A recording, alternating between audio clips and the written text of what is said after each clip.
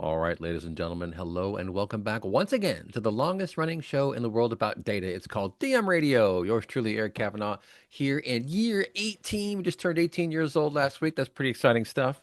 And today we're going to talk about the hot topic of the day, of course, which is AI. Everybody's talking about AI. Everyone wants to understand what this stuff is, how it works, and who better to dig into these topics than a director of AI thought leadership for AlphaSense. We have Sarah Hoffman on the line today. Sarah, welcome to DM Radio. Thanks for having me here and happy birthday. Oh, thank you very much. DM Radio is old enough to buy cigarettes now, and it can enlist in the army without parental consent. So we're very excited about that. But all joking aside, data is the fuel for AI. Without data, AI can't do anything. Of course, a lot of these models were trained on unstructured data, vast amounts of unstructured data. I come from the structured data world, but we are seeing a nexus of these two things, and there are lots of different ways to do that. I think that's one of the running misconceptions is that even amongst the large language models, they have different architectures, they have different training data, they have different endpoints, design points, and they are changing rapidly. I mean, that's the thing that kind of blows my mind is how quickly they are adapting. But what I find really interesting about AlphaSense is that you here have this tremendous repository of information, much of it public information and other business data that you are already working with your clients on so they can do their research and understand for mergers and acquisitions or from a strategic perspective how solid is this business model versus that business model.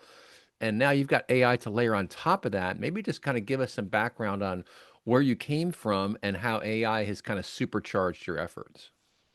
Yeah, so AlphaSense really, when we started, we were founded with the idea of using AI to help, whether it's financial professionals or others making decisions related to competitive intelligence or any looking into an industry, really not need to spend lots and lots of time searching through documents, which is why Right. we were founded with AI in mind. Like, there's just way too much data for any human to possibly go through. And obviously, in the last few years with generative AI, this is just even made things even better. We can now even help our customers even more efficiently make their decisions in the best way possible, going through a lot of data, but being able to have this like conversation with the data. Yeah. Well, and that's exactly what it is. And it's funny because we've used that term conversation with the data for like 20 years. And Yeah. really, it's only happening now, right? I mean, that's one of the challenges of being in media because we're always looking forward as opposed to, what happened today, at least in business media. So we're always looking forward, but, it takes a while for these things to really play out. And now we are seeing that you can genuinely have a conversation with your data and that is I mean, it's just amazing how much more efficient you can be as a business person, right? Personal productivity goes through the roof, right? Another term that I think we've been using for so many years, and I feel like we finally reached that point, is personalized AI, personalization. We were talking about that since, for 20 years, but now Right. like I could create a workflow agent, for example, in AlphaSense, saying I want to get daily AI news and expert opinions about a certain topic within AI in a very specific format that I care about, and it's completely personalized to me. Nobody else is going to ask for the same thing. And today we have true personalization on an individual level. And that's even without the long-term memory capabilities that many AI companies have started adding into their platforms, where they really could answer you specifically to who you are and what you've ever asked for in the past. Well, so you bring up an excellent point, which is the context window, right? And I try to explain that it's basically an attention span. So in human world, we have the attention span, and that's kind of what a context window is for a large language model, right? And so one of my good friends has done a lot of research into this space. They're actually building a world model right now. My buddy Mark Madsen, who we've had on the show many, many times, and he did some deep research just recently into how the different LLMs manage the shrinking context window. And he said some of them are just compressing at the end of that to move to the next context window, et cetera. But there are pluses and minuses to all that. So the key, and a lot of people don't know this, but like when you have even like MCP or some other tools in the stack, what goes into the model is just a string of text that gets converted to a whole bunch of vectors, gets mapped against the vector landscape, and then comes back and then put back into natural language for you to read, right? It's really amazing that these things can do that. But it's all really, it's just reflecting back word patterns if you get down to brass tacks, right? Yeah, yeah, exactly. It's So it's like, okay, that's interesting. But what you're talking about now is being able to then use a RAG model, retrieval augmented generation, to bolster the responses from an LLM with ground truth, if you will, with real transactional data or industry data, right? Yeah, and this is so important because obviously everyone who's listening is familiar with hallucinations at this point, and it's just so important to know where is this answer coming from. And so, at AlphaSense, we make sure everything we say has business content that our users really care about, and that's where the answer is coming from. And you can see exactly where it's coming from. You don't need to go to another browser. It's right there, it's highlighted. And so if there is a mistake or a misunderstanding, it's very, very clear to the user right away. We definitely expect the human to be looking at this. Do not think AI is at a point where the human is out of the picture. Well, that's the human in the loop, and it's a very, very important part of the process. I mean, a lot of people are concerned because they think that AI is going to take even Moltbook, for example. All this, I'm sure you came across it. You couldn't be on LinkedIn and not see Moltbook in the last couple of weeks. I went there, I played around. Every link I clicked on was broken. So I'm like, all right, Yeah. well, this isn't AGI. Personally, I think AGI is never going to happen. It's just my personal opinion, but it will seem to be happening. I think that's the concern is that people look at this, a layperson looks at this and goes, "Holy Christmas, what's it doing?" There was even a video yesterday of a guy who, had his AI chatbot calling him on his cell phone because it got access to his phone logs and was able to ring a call and ask him. He's sitting there broadcasting this stuff. It's like, okay, that's true. It's still just automation if you get right down to it, right? Yeah, and it's gonna look smarter and smarter. And I don't know, for most people, I guess the practical difference of being true AGI and looking like AGI may not make that much of a difference if it's Right. smart enough to do what it needs to do. That's funny. That's true. Now let's talk about the use cases, the value, because we want to talk about taking AI from pilots to production, and that's difficult for lots of different reasons. One, the infrastructure for pilots has to be different than the infrastructure for production. Now, with what you folks are doing, do you have your clients actually attaching their models to your content, or is it really just a service where they're going to your site and they're using the service to review your data that you've collected with their ideas? So within AlphaSense, they could set up their own workflow agents. We have samples, but they could also make custom agents that's just directly as part of their workflow. Like Mhm. the idea really, and this is where I think AI is headed, is we're beyond that point of people having to go to ChatGPT to do something. Let's just do it as part of the workflow that we already have. When I Mhm. think about regular AI, and I'll give a simple, fast story. A couple of years ago, I was talking with my mother-in-law, and she's like, "I don't understand what you do because I've never used AI in my whole life." And obviously, that's not true. She has a Right. phone. She uses Right. autocorrect. She uses Google That's Maps. funny. She uses Waze when she drives. I could like list like tons and tons of ways she uses AI, but because it was done so well, and in my opinion, this is a success story. People don't realize they're using AI. The average Right. person may not have any idea, and I don't think we're there with generative AI in 2025, we were not there. People had to go specifically to a tool like ChatGPT to do something. You go to Gemini and do something, and then you're using generative AI. But what's exciting to me is I think that we're at that point where companies are embedding generative AI so well that it's just becoming part of people's workflows. I'm waiting for the day, we're not there today, where people don't even realize they're using generative AI. People like my mother-in-law who are just like, it's just there and I'm doing something smart and intelligent, having no idea what the technology is behind the scenes. And so when people come and use AlphaSense, it's all like part of their workflow already. Right. And so let's get into the data that you're gathering. You have all kinds of interesting information, and this is what is so cool to me, is that let's say ChatGPT, the model was trained on massive amounts of text. If something is in the model and you ask a question and the data is in the model, it'll just give you the answer pretty quickly. If you are asking about current events or something more complex, that's when it needs to go to the web. And so you can see it saying searching the web and it lists the different sites that it's going to. And what it's doing is it's finding little snippets that align with your prompt and injecting those into the model along with your prompt and whatever other information you have around there to give you a more clear answer of what's actually happening. Well, the fact that you have already done the heavy lifting of bringing in, for example, public filings, earnings and event transcripts, news, trade journals, all these things are in the corpus of data that AlphaSense has built. And so you've got a very sophisticated RAG model that allows then these organizations who are your clients to get very focused, very grounded market intelligence on demand, right? That's the key is ad hoc on demand, right? Exactly. Whatever they need at the moment, and it's going to be different. And all that data is already there in one place. They could even put in their own internal content too, so that when they're asking AI questions, it can use a combination to answer. And where does that data go, if you don't mind my asking? If a client wants to leverage their data too, is there some sort of a federated overlay, or is there a space inside AlphaSense that is cordoned off and it's their space? How does that work?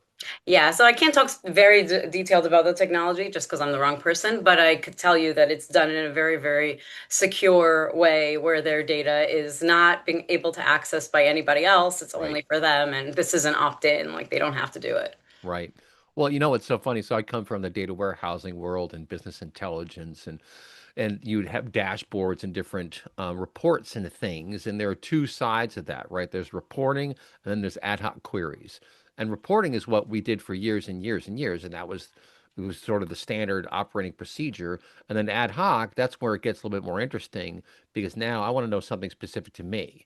And what you're doing at AlphaSense is basically blowing the doors off of ad hoc to where you can now do ad hoc research on any topic relevant to your business right now, leveraging this corpus of trusted information and the natural language processing of the model. So, I mean, this is so much better and so much more powerful than business intelligence was, and it's just all over the place now today, right? Yeah, it's I think especially with the generative AI capabilities today, you just and the AlphaSense data that you have like together, you can't you can't beat that, the combination of the data and being able to just ask questions and follow up questions on it. Well, and what I think is also very interesting and excellent use of these technologies, I'd be curious to hear your thoughts, is things like rules and regulations, policies. So governments, you think about, here in the States, we have these laws that they pass that are like 2,000 pages long. Well, even with traditional search technology, if you loaded all that text in, you could find your way around, but you'd really have to know what to search for.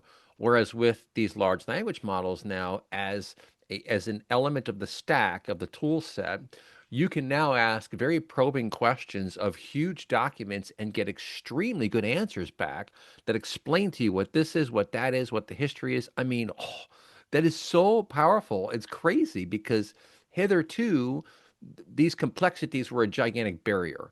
Now they're not a barrier. Now you can dig into these things and really understand what they mean and come up with a plan for yourself, right? Yeah, I do that in AlphaSense all the time with the long documents. Like my first sentence, we have like an ask in the in doc feature, and I'm like, can you just summarize this for me? And then I can go into it in more depth in the sections that I'm interested in, but don't always have time to read the whole document. Yeah, well, that's the thing is that some of these documents are extremely long, like a law that's 2,000 pages. What was the famous quote by one congressman? Oh, what point does it make if you don't have two lawyers in 2 days or something like that to read through this stuff? It's like, well, now there are no excuses. I think that's the downside, right? Now you have no excuse to not know what's in the document if it's your job to know what's in the document, right? That's true. That's There's funny. always a downside to technology. Well, I mean, the cool thing is that there is this personal productivity gain, but with a platform like AlphaSense, again, because you've done the heavy lifting to incorporate all this data, this corpus from public documentation, from even like transcripts from earnings calls and things of that nature. I mean, that is very, very dense, very rich information. And so the better your questions are, the better your answers are going to be, right?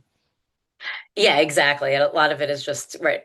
trial and error. You keep, you figure out, okay, here's how I can ask this question really, really well to get exactly what I want from the platform. Sometimes I'll just specifically look within certain content sets. Like I'm really just focusing on expert opinion now, so I set the content just to all the expert calls that we have on the platform. And I say, tell me what experts are saying about what's coming next this year Right. or what's going on with software now, and then it's like I just get this expert opinion view, which I may or may not agree with, but it's amazing just to see this quick summary of experts. Well, because you can bone up basically and get all the different key angles on a subject. That's another thing I've noticed with this AI is that it's very good at giving you the array of facets for a particular topic. Now, you do one of the more interesting things I've heard, I'd be curious to hear your thoughts on this, is that the more precise you are with the AI, the more precise it is with you. So if you're just sort of vague and open-ended, it's going to be vague and open-ended. But if you get very precise about things, it will go to that level of precision with you, right? Yeah, yeah, a lot of it is really figuring out how to ask the question. And what I like about AI, what's going on with AI now, we have this at AlphaSense as well, is there is follow-up questions sometimes in many platforms. AlphaSense will give me follow-up questions. Do you also want to know about XYZ? And I feel like sometimes if I'm thinking about a problem too narrowly, like it helps me. I'm like, oh yeah, that was the question I should have asked. Let me do that. And I feel like that's another way just to expand your thinking about a topic beyond what you might narrowly be focusing on right now. Right. Well, it's like the Google people also ask thing, right? Because Google will have this feature, and clearly this is built off of the queries that are hitting the system. So it's a very useful tool in that sense because it is basically tracking semantically what you're asking about, and then it has this engine that kind of kicks into play. It says, "Oh, people also ask." If you asked about how large language models work, people also ask, what is the architecture of a large language model? So it's facilitating the exploration of the insights, essentially, right? Exactly. And so I think that those are like sometimes really valuable just to kind of follow up beyond what you were originally thinking about. Right. Well, it's so funny, and our first break is coming up here, but knowledge management. Do you remember knowledge management as a discipline? It was like 25 years ago, and everyone got excited about it, and then it kind of faded because we just didn't have the technologies back then, and we didn't have the compute power, we didn't have the corpus of information that we have access to now. So things have changed, and the key is to change mindsets along with it. Well, folks, don't touch that dial. We'll be right back. You're listening to DM Radio. All right, folks, back here on DM Radio talking to Sarah Hoffman of AlphaSense, a very cool market research firm that is very cleverly and strategically using AI, of course, large language models. And Sarah, like I mentioned before, the pace of innovation now is wild.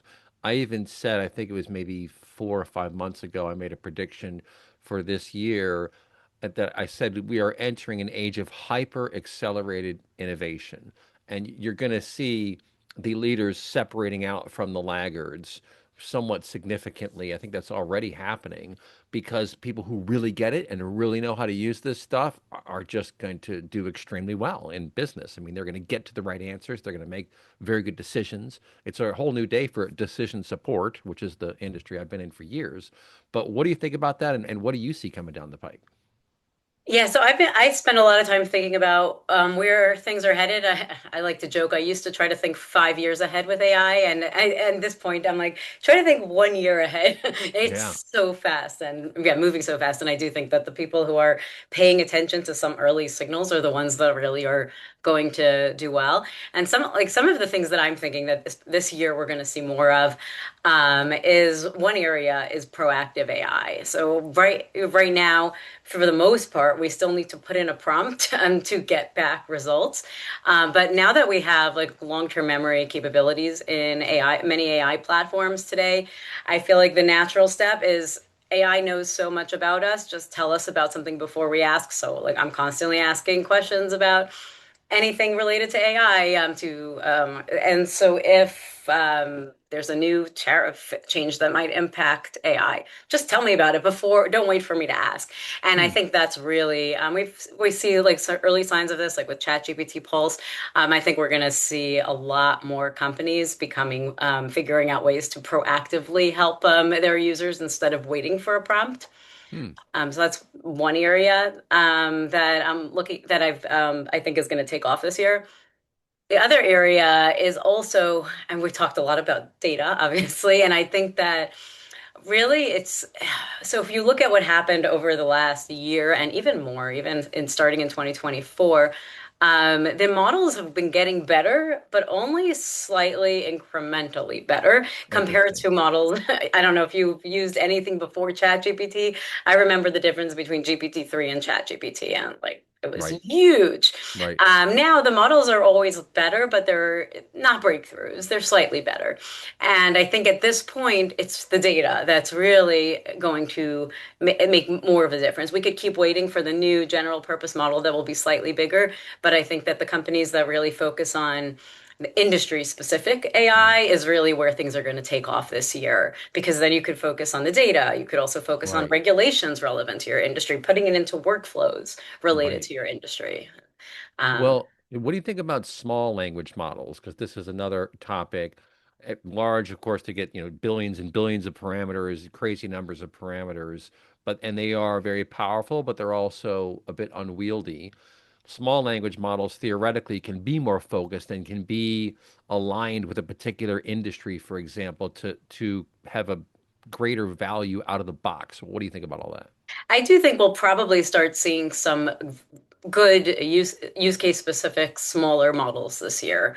I think it makes sense to start thinking beyond the big do everything models at this Right. point. Right. Well, even Sam Altman said, oddly enough, what was it, almost 2 years ago now? Oh, the era of large language models is over. Remember that? And we're all just Yeah. like, But he's still working on what did he say? it. Like, what? Like this, I think he saw that coming. I think he saw that these hallucinations are a problem. And it's interesting, and this is just a different angle on the topic, but I'm noticing that kids, like my daughter, who's 12 years old, there are a couple of perceptions that are really burning into their minds. One is that AI is like, oh, that's AI, like that's not real, so that's not good or interesting or whatever. And what another is just to be flippant about it, like, oh, that video is AI, Dad. Like, okay, well, first of all, how do you know? I mean, maybe it is, maybe it's not. I mean, it's getting pretty good these days.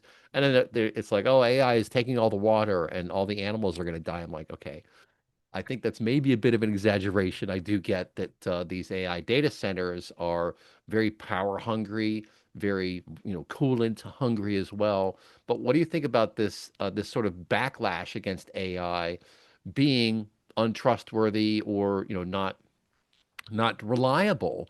Because in the business world, you need reliability, like 100%. Like even if it's 98%, 99%, it better be darn close to 100%. And AI still, like even the general models are like, 80, 85% accuracy on stuff. Well, what's your thought about the backlash against AI and if that's going to stick around? So I guess I have two thoughts on that. Firstly, I think the industry specific models will help. So even in the education space, we're seeing tools related to, okay, now we're going to put in SAT data so you could really use this to help you study with it for SATs. And so I think as the children are using tools that are built more specifically for education purposes, they will see that it can work better. Hmm. But I actually do think it's also good in a way that these tools aren't, they're never going to be perfect. And if I think it's good for people to have a little bit of weariness with them and understand that you do have to verify everything because they'll never Right. be 100% accurate. I remember when my son was, maybe he was 9 then, and I was reading an essay he wrote and it was pure gibberish. I couldn't figure out anything. I'm like, these words make no sense. What happened? How did you write this? And he said, oh, you know all those lines that show up in Word? I just accept it all. And the way he misspelled things were so different than the way an adult misspelled things. So it Oh, just put interesting. in random words pretty much. Um, but so I had to teach him something that they don't teach in school, like that AI is, and this is not even generative AI, but AI is not magic. It makes Right. mistakes. You have to actually go through every line you get and see Right. what did you mean here?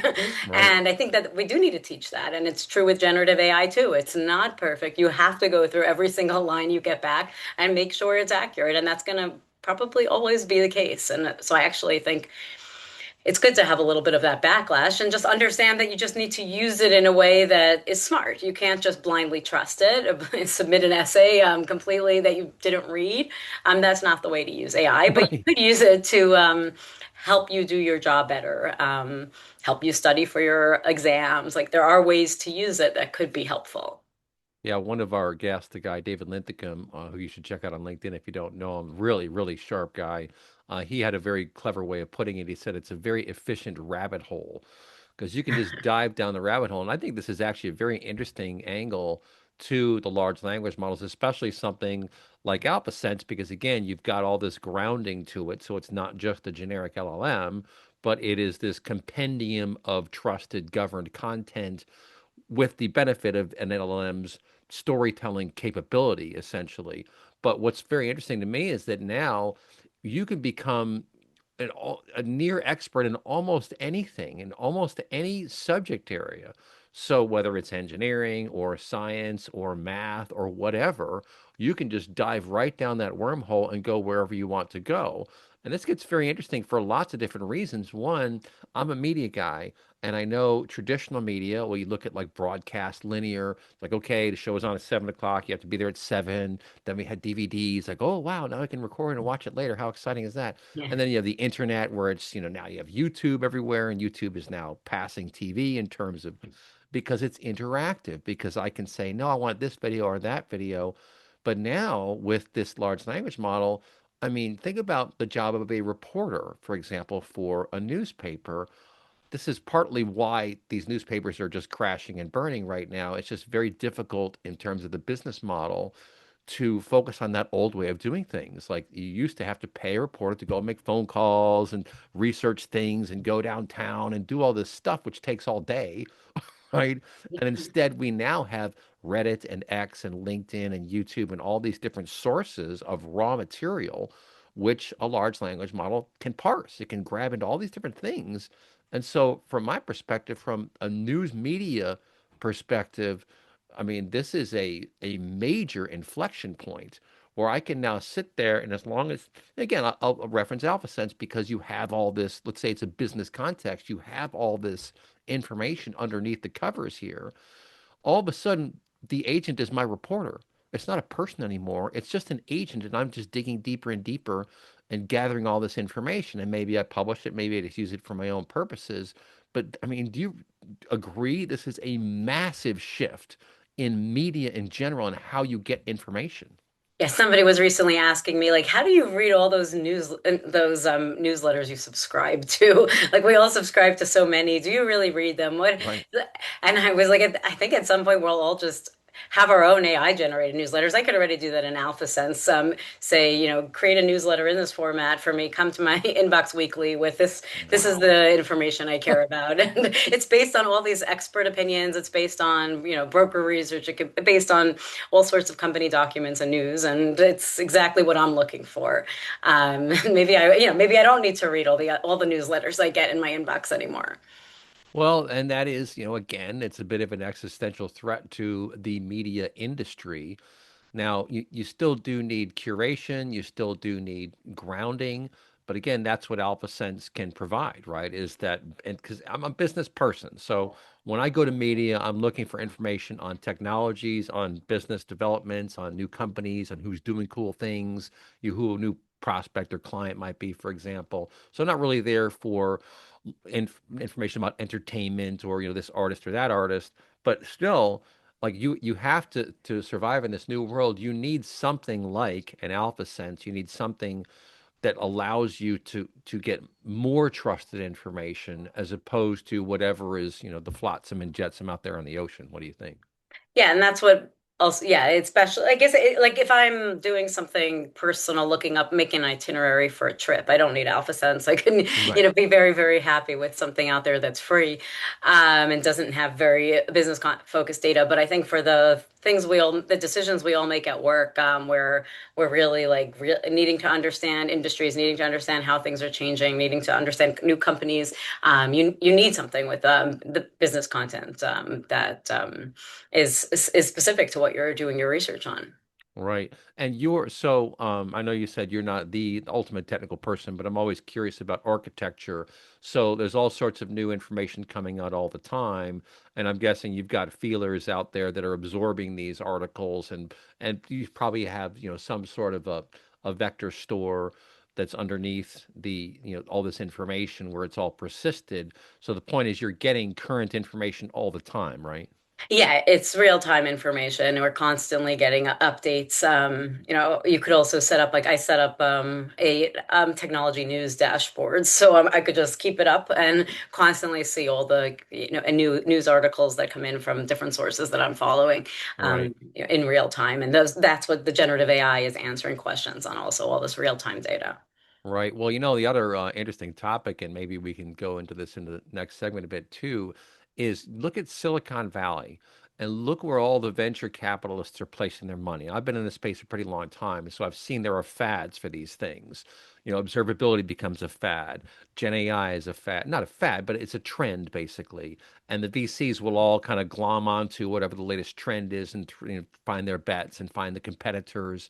That's something that AlphaSense would be very good at helping someone understand, right? Is like, okay, this particular vendor, which space are they in? And how is it different, the observability play from this company to that company? And all these kinds of things can be very useful to understand where should we invest our money? How much money should we invest? What is the expected return on these things? I mean, you can never predict with tremendous, 100% clarity, but you can at least have a pretty good idea of where things are going, right? Yeah, and we do have clients in that space, definitely using AlphaSense in that way. I would tend to think Yeah. because I've always wondered, like it's hard to really wrap your head around like what the status of any position is. And I'm thinking from a venture capital perspective. So you got Andreessen Horowitz, for example. You can see their portfolio of companies to be able to do a deeper analysis and understand, where is their strength, where is their weakness. That's something you could ascertain by using AlphaSense, right?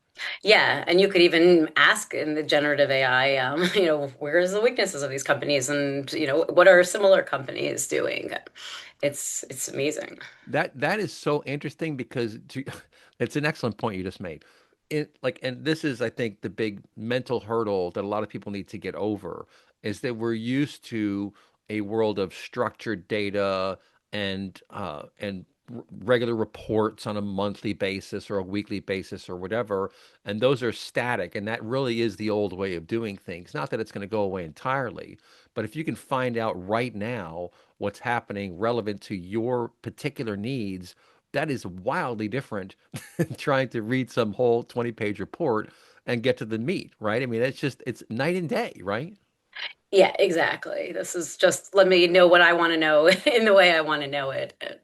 Right now. And I'm sure it also captures everything that the user does. And so you can go back in time and see what you looked at before and all that kind of fun Oh stuff. yeah, yeah. The whole history is saved. I'm constantly going back to previous things I've asked and then asking follow-up questions on it as new things come to me. That's crazy. Well, folks, next segment is coming up. Don't touch that dial. You're listening to DM Radio.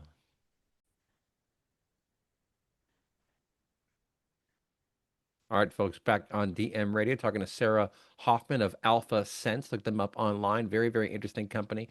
And Sarah, I'm going to throw the three naughty letters at you. ROI. What's the ROI? I just saw there was.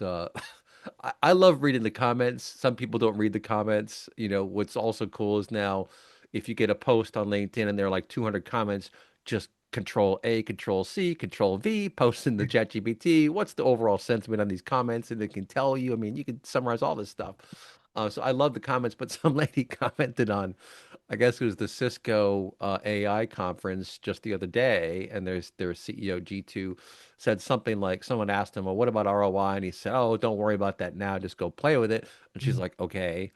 Like, well, everyone needs to focus on ROI. So what's going to happen here? Like, how do you work with your clients to help them ascertain ROI and be able to report that back to their boards to keep the investment coming? So yeah, I think for like 2025, that was kind of that comment before was true that like Right. just use it Just and use it. you'll see the value. You start playing with it and you just kind of come up, experiment, come up with new ways to use it. But I do think 2026 is the year companies are going to really need to show the value um, of what they said. There's a reality check now. You can't just say, well, we're just going to throw AI at it. How is that going to help? How are you going to measure it? And what I think is fascinating with the topic of measuring AI, I think a lot of it started in, I've been in AI for almost 20 years, so I could say we even started then with really efficiency. Like, how do we Right. make things more productive, save you time?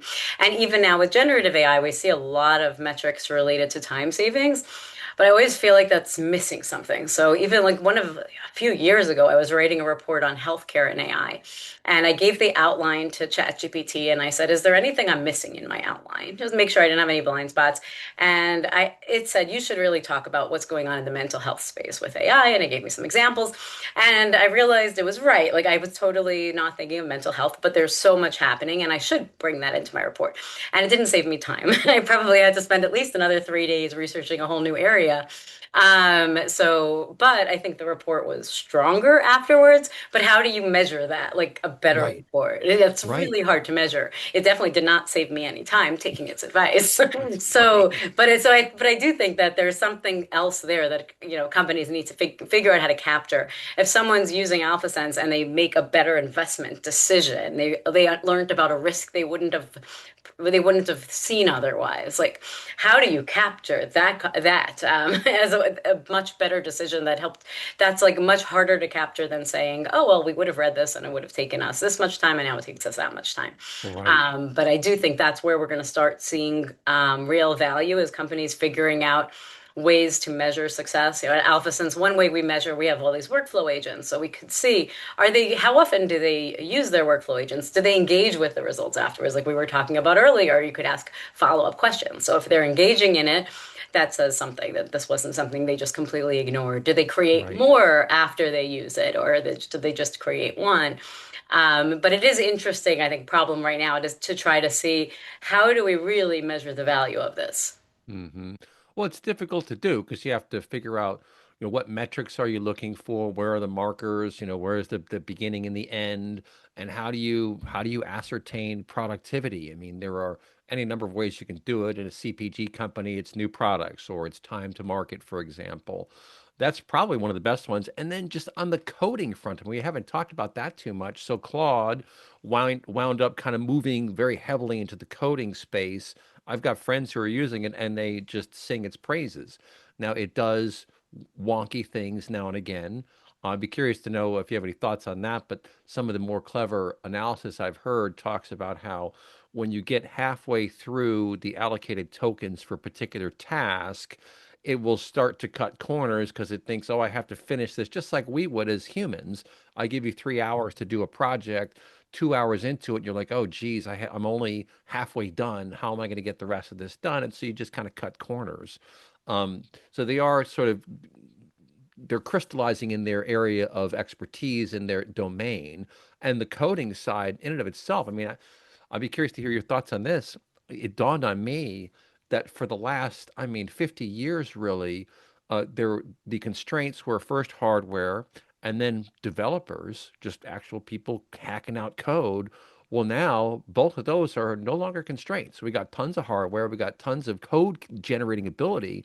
Now the bottleneck is on the business figuring out how to do all that stuff. What do you think? Yeah, I definitely agree. I think that these coding agents they're not perfect yet. There's plenty of mistakes, but they're already like showing their power, and they're going to keep getting better and better. And I think it's great because I think that there's so much room for the business side of things of finding what is a good idea for our company to expand, and you Right, could focus a lot more on that, and even being able to help make the developers a lot more efficient, get more done, and right, not. I mean, my early career was a developer, and I just remember spending so much time Stack Overflow. I never started from scratch when I was coding. I just had to Right. find someone who did something similar, and how much time I spent trying to find that. And now That's it's smart. just there already. You know, Right. it's just helping making our cheating processes more efficient. We all cheated. No one really said I'm going to start from nothing and just write all this myself. Right. Right. Just start at the command prompt, line Yeah, 10, exactly. open window, line 20, write text, that's years and years ago. I mean, I programmed a long, long time ago in BASIC. I guess it was, what year would that have been? 1982 or something like that, a long time ago. And I figured out how to program in BASIC. I wrote a couple games, and it was like they worked. I created my own little Space Invaders thing, or actually it was asteroids. I created like a version of asteroids, and I created a little Monte Carlo game for Dungeons and Dragons where you would put Um, in how many fighters you had, what's their armor class, what weapons did they use, how many hit points do they have, and then you'd go against the goblins, and it would literally run 100 battles and then tell you what percentage chance you had of winning. It's like if wow. you won 70 out of 100, well, okay, let's fight these let's fight these orcs. If not, then run away, run away. You're like, wait, I can't answer yet. Let me run my program before Yeah, I right. tell you It's what like my hold on, character like is going clickety to click, clickety click. Okay, let's go. do. Knock down the door, go in there and kill the orcs. But my point is, it's been a long, long, long, long time, right? And now it's just like holy Christmas. So it's like getting your sea legs under you is almost the most important thing to do from a business perspective, right? Yeah, exactly. And really, everybody should be using these tools and exploring the tools because they're going to keep getting better and better, and they're going to help you save time and maybe do things hopefully in a better way. And why not be able to do more? And from the business side, just focus much more on the ideas that are going to really help your customers. Right. Well, and to remember that the human must stay in the loop. It's all about productivity gains. It's not about, and so I heard McKinsey referring to their 25,000 AI agent employees, and I thought to myself, I don't know, man. I understand they're trying to stay edgy and they're trying to make certain proclamations and really position themselves as the avant-garde. But to me, that kind of misses the point, right? You're not if you're using AI to lay people off, that's not a good end game. What do you think? And I do. It does bother me, the whole anthropomorphizing of AI. I Right, think we need to think of it as a tool. right. We had so many tools. Excel changed the game for so many people, Sure. and it was a tool. It made people like much more efficient. And I think that thinking of AI as as an employee just doesn't. You lose something. You miss the fact that it's something that can help people do more, and it's something that is not should not be running fully on its own at this point. It's going to be a long, long time, I think, before that happens. But having said that, I think some business models will put AI at the top. There are companies that are already doing this. I mean, in a sense, AlphaSense is pretty close to doing that, but you're still using it as a very powerful tool. But I do predict at some point you will have an AI which is monitoring what the CEO does and making suggestions, and the CEO can choose to go with the suggestions or against the suggestions. But if you go against the suggestions and turns out that you're wrong, then the board's going to have something against you. So there will be some tension between what the AI recommends and what you actually do and what the results are, right? What do you think about Yeah, that? and I think you should, right. I think we will have something like that, and right, companies shouldn't always follow the AI Right, because sometimes there is this intuition that you right, might miss otherwise. That you're like, well, my intuition says that that's not the right thing right now, and right. I think the good CEOs are the ones that will know here's when I should listen to AI and here's when I shouldn't. Right. Just like, and so we got one break coming up here next, but one of my good friends here in town who's a very forward-looking AI guy, he had a really interesting point. He said it is an intelligence. So you as a human have your intelligence. This thing has its intelligence. You don't believe every single word every person ever tells you. And the same is true with this AI. Don't believe everything it says, but use it as more information for yourself, as more insight to formulate and crystallize your opinions and your decisions about things. In that context, it makes tremendous sense. I thought that was probably one of the best ways of describing it that I've heard yet. It's like, look, no, it's not perfect, but it is an intelligence and it's something to be leveraged and used in the proper context. But folks, podcast bonus segment is coming up. We'll be right back. You're listening to DM Radio. All right, folks, back here on DM Radio with Sarah Hoffman from AlphaSense. Very interesting company doing great stuff with AI, all about market research and really helping you understand what's happening in a particular space. But so I'm going to throw my little curveball at you. I had this idea a while ago. I'm calling it gig government. And what it boils down to is crowdsourcing the work that the government needs to do. And there are technologies that have been doing this for a long time. In fact, when I first wrote about transparency in federal spending, it was over 20 years ago. I was working for the Data Warehousing Institute, and I realized that there's no technological barrier to us being able to see where all the money goes that the federal government spends. I mean, there are reports that are issued and things of that nature, which again are sort of old-fashioned. And I managed to have some success in this space. I got on a big high horse when Katrina hit. We had just left New Orleans, and so I moved to Seattle, and I'm watching as all the floodwaters come in. And I remember the senators Landrieu and Vitter came out and asked for $250 billion to rebuild southern Louisiana. Well, I love southern Louisiana and New Orleans, all these places. I'm like, $250 billion, that's a lot of money, guys. And Louisiana politicians are very well known for making money disappear like magic. So I was like, guys, we need transparency to make this happen, so we don't waste all this money. And lo and behold, I mean, a handful of people paid attention. One of them was named Mark Tapscott from the Heritage Foundation, and he wound up testifying before Congress using my term of citizen auditors. And he got through. And so, lo and behold, House passed a bill, Senate passed a bill, co-sponsored by a guy named Barack Obama back when he was a senator.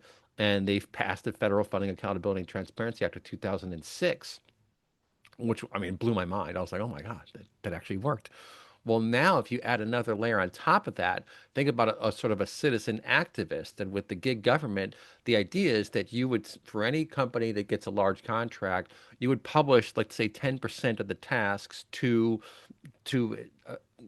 like a portal of some kind.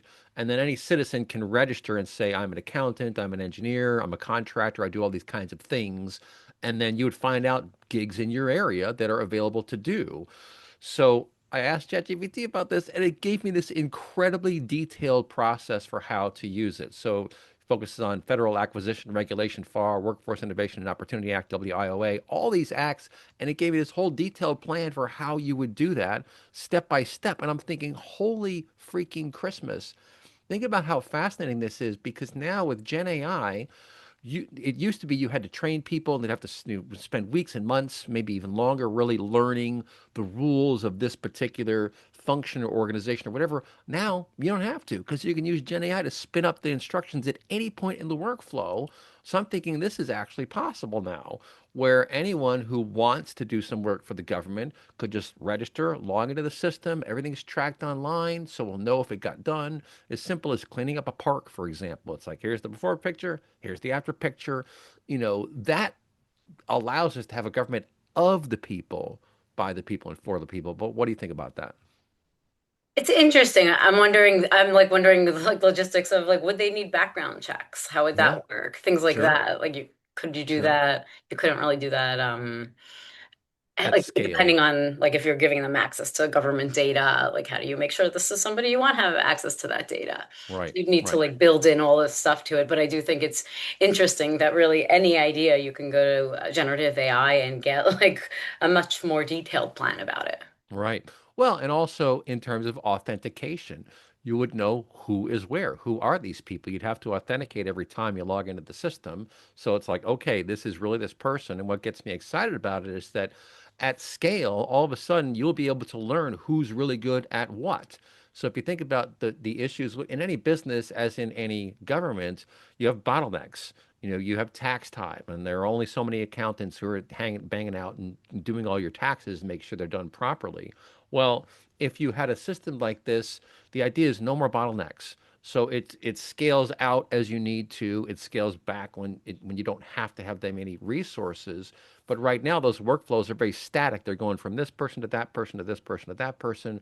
Whereas if you open it up, all of a sudden now, just like an Uber driver, it's basically like an Uber driver, but for any kind of government work, whether it's contracting work, cleaning something, catering, whatever it is, the idea is that now you can see the opportunities, and it's not just a handful of big companies that are getting all that money and then managing it themselves, right? You're kind of federating access to the information and to the work.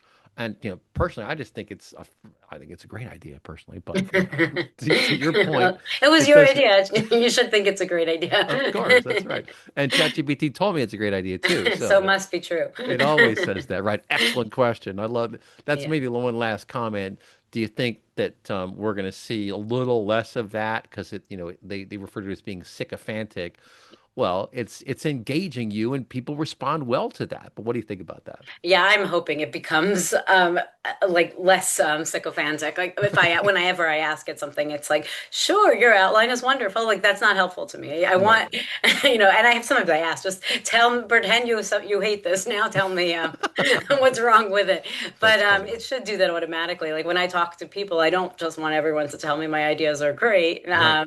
You Right. want them to, in a nice way, tell you why they're not great. That's right. And so I think it should still be nice, but I think that it's much more helpful if it actually sometimes critiques it. Like every so often, if I ask, like, should I add this data point? Should I add this example? It's Right. always yes. It can't be true. I can't always only have good ideas.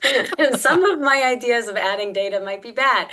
And so we do need a tool that will tell you, no, that's not a good idea. And I think that hopefully that will come. That sounds excellent. Well, folks, look this lady up online, Sarah Hoffman, SarahHoffman. The company is AlphaSense. Very cool stuff, cutting edge of generative AI and market research. Well, that's a pretty good union, folks. We'll talk to you next time. You've been listening to DM Radio.